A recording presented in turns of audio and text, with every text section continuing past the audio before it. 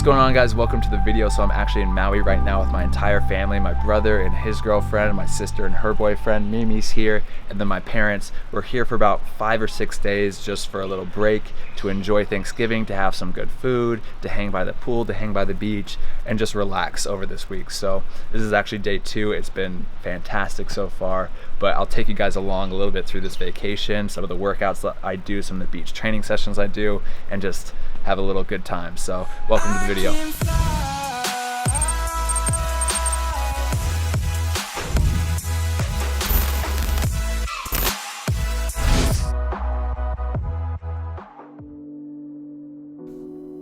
So I want to do a little voiceover for this workout routine. I just started doing the John Terry cardio routine at the very beginning of the workout, which if you guys don't know, you put up the treadmill to 12% incline. Usually it's 11.2 miles per hour or 18 kilometers an hour, and you go 20 seconds on and 40 seconds off. This treadmill could not go up to 11.2 when it was inclined, so I only did 10 miles per hour.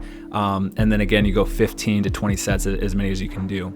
And then after that, I went into the gym and did a little bit of dumbbell work. And I don't usually do cardio this early on in off season, but since I'm in Maui, pretty much being very lazy, hanging by the pool, hanging by the beach, and just being not strict at all with my diet, I was like, let me burn a little bit extra calories in this workout, just run a little bit just so I can justify being lazy all day. And then in the gym, like you just saw, I did the dumbbell RDLs with 45 pounds. I did 4 sets of 10 reps of that. And then I did just lunge hold, holding on to one dumbbell of 45 pounds. And I supersetted those exercises. In the lunge hold, I held it for about 15 seconds, and that was it.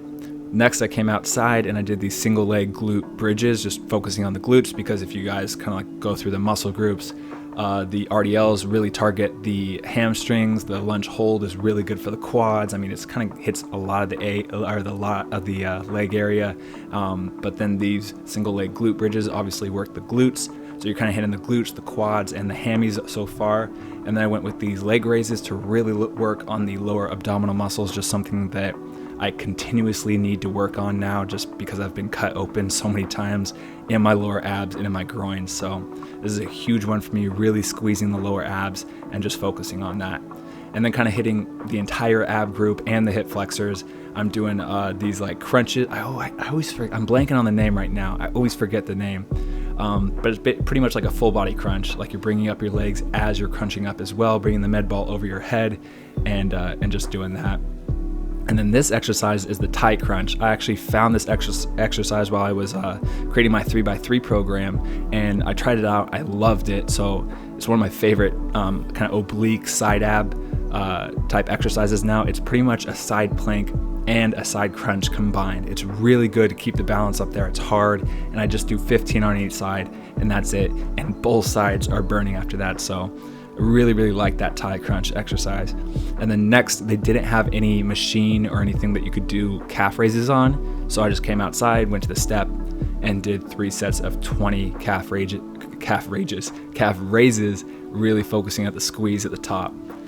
And then finally, to end the workout, I did Copenhagen's for 20 seconds each side. I did 3 sets of that. And this, again, like I've said, I've really struggled with my groins, so strengthening that up during this off season as well. So I kind of hit, the glutes, the adductors, the abductors, the quads, the hammies, and the calves now, kind of like everything. And then I just went back to a little bit of work, and then now I can enjoy my day in Maui.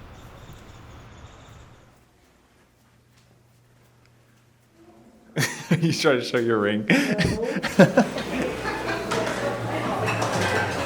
donut doesn't even look good. You don't even look good. Wow.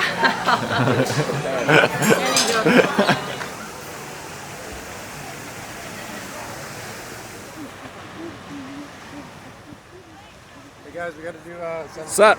Hey, what's going on? Good morning. Good morning. Where's Bobby? In the water. Already? Oh, there he is.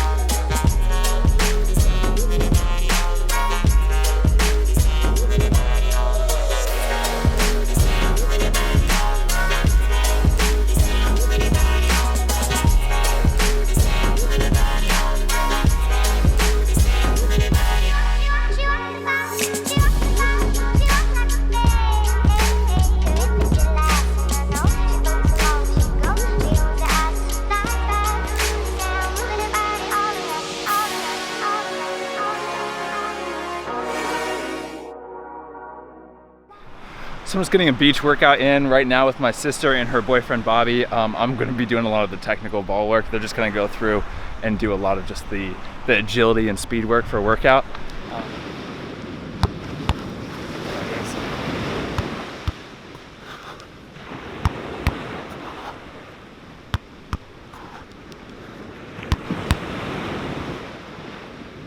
Five, 6, 7, 8.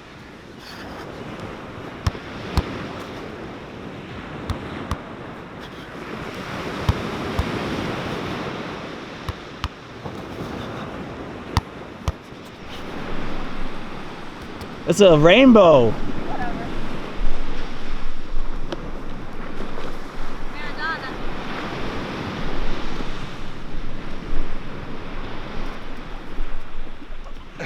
All right, let's do it.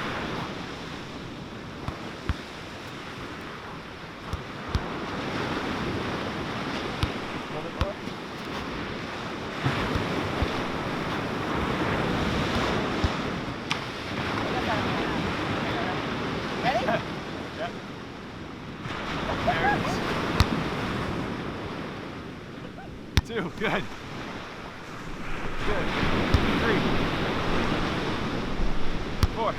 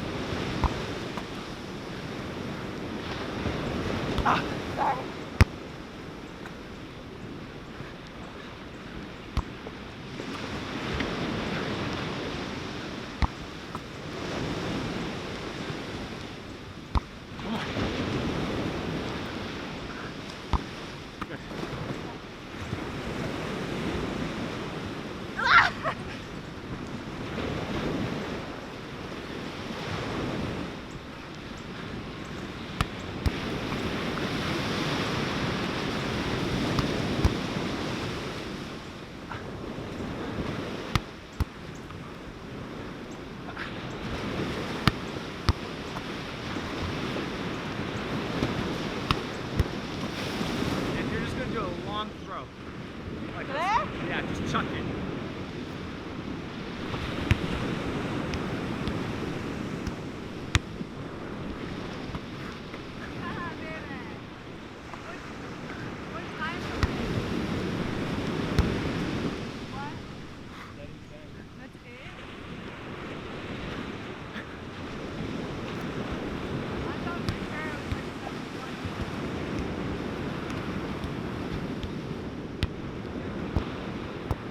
So really good workout. Honestly, it was about like 45 minutes and just all short, intense. Everything in the sand makes it so much harder. Even like the juggling, when you take that touch, usually you can move to, if the touch is like a yard in front of you, here, you just can't move.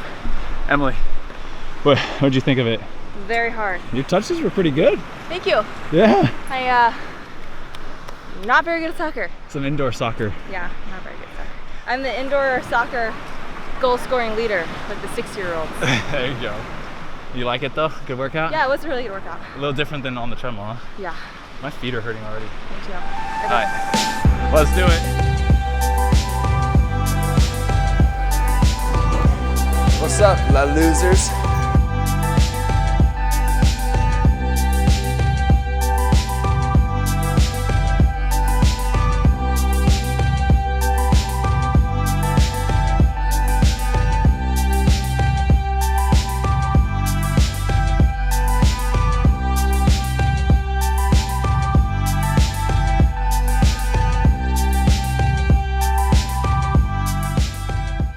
Okay, we just finished a full day of just hanging out by the pool, hanging out at the beach.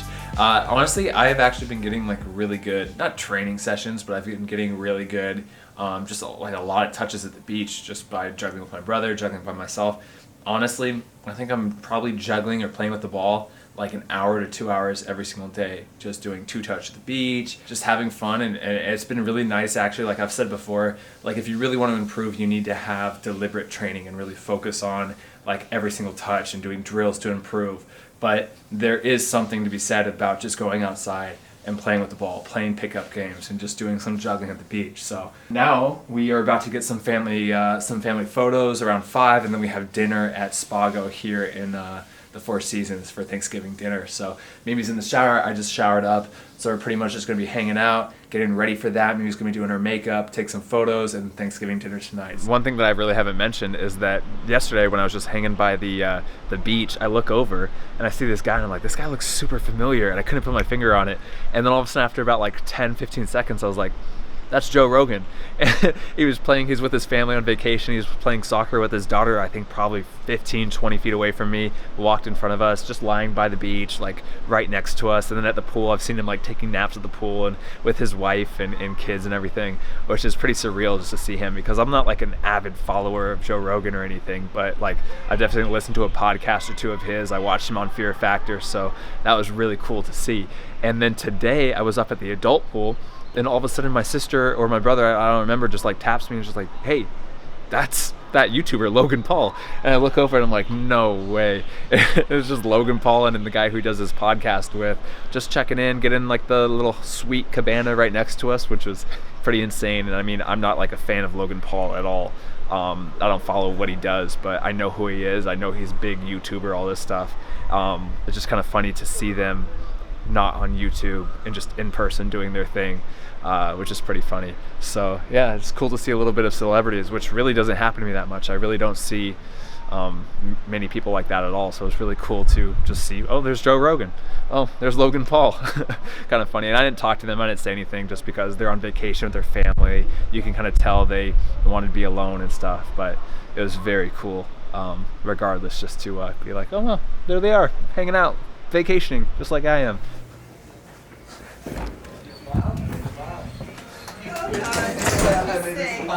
So I was holding. I know he's like basically a professional pool player. Look at us, we all match. So you talked to Joe Rogan? Yeah, I knew he liked pool, and so I walked up. He just got off the treadmill. And so I walked up with the pool stick up to the water thing, and he has his headphones in. He's like obviously in his zone. And I like start to feel, I didn't need water, but I'm like, well, he's here, I'm gonna start getting some water. I fill my own cup. And he kind of like looks at me, I'm like, I know you want a game, Joe. I know you want a game. Oh. And he like laughs and he's like, oh, I wish, man, I wish. I was like, yeah, happy Thanksgiving. He's like, you too, man, you too. And then we just walked away. My brothers, and they're like, you should have said something so outrageous to where it just sticks on his mind and he has to talk about it in his next podcast. We're like, this guy in Hawaii that was a complete psychopath. Whispered him a code. Hey, Joe. The blue penguin walks at dawn. And he's just like, it was the strangest thing. I was on vacation with my family. Figure it out. And this guy, he's like, this is some crazy shit. and this guy comes up to me and goes, the blue penguin walks at dawn. I've been trying to decipher it for years. That's going to be my new go-to. Whenever someone looks at me and we have nothing to say, I'm going to say, the blue penguin walks at dawn.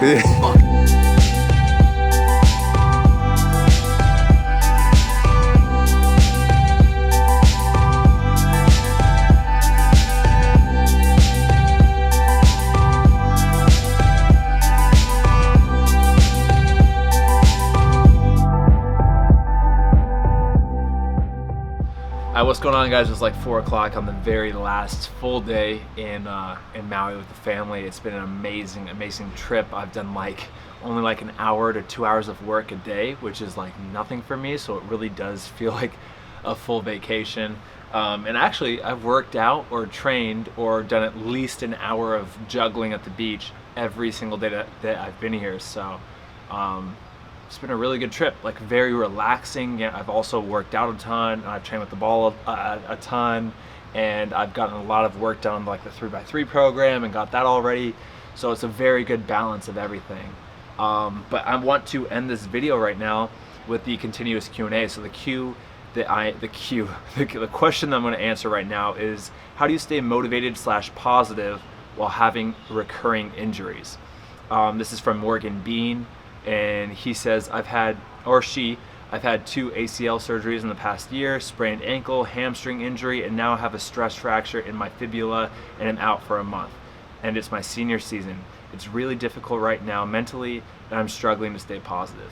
I mean, I've obviously 1,000% dealt with that, and I don't know if I can say a tip that will how to be positive during that experience, because for those of you that don't know, back in 2017 I had my very first sports hernia on my left side.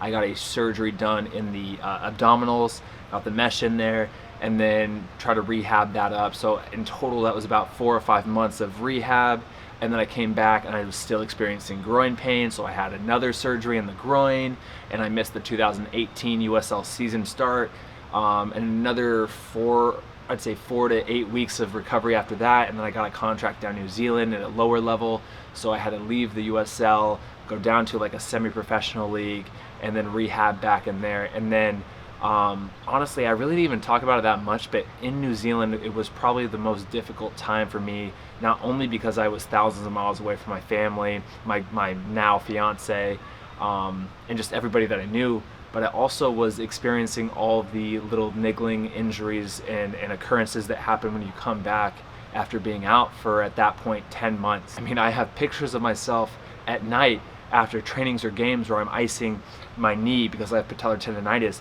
icing my groin / abdominals because of the surgery that I had, icing an ankle because I had an ankle sprain earlier that week, and it felt like every single week I had some sort of pain. It felt like I almost had chronic pain in my body, and I thought that almost that it was the end of my career, that I was never going to play pain-free again, and that was really, really tough. And I don't think I was positive. I honestly don't think I was positive during that time. I never thought that like, oh, this is great, doesn't matter, grind, it's going to work out. But I had a healthy mindset, I would say. I had a very realistic mindset and not the false positive mindset, and I think that's what personally helped me. I posted on my Instagram story today about the abundance mindset, where it's about this famous actor that if you get fired from one job, it's some people get crushed by that, but there's that very few with the abundance mindset that are like, no, it's okay, like there's 10 other jobs that I can have, that I can apply for tomorrow. And I almost feel like that's how it was with the injuries that I was facing, because there was one point in particular that I had obviously gone through 2 surgeries. I had sprained my left ankle very bad, swollen up, couldn't walk for a week. I was having patellar tendonitis again on my right knee, icing constantly. And then in one practice in particular, with Waterside Karori, I was just training. I was really feeling like, I feel like in 2 or 3 weeks I'm going to be back to 100%. And one random turn I had, or one random block shot, I forgot what happened, but in training I completely, really badly sprained my right ankle, the opposite ankle this time.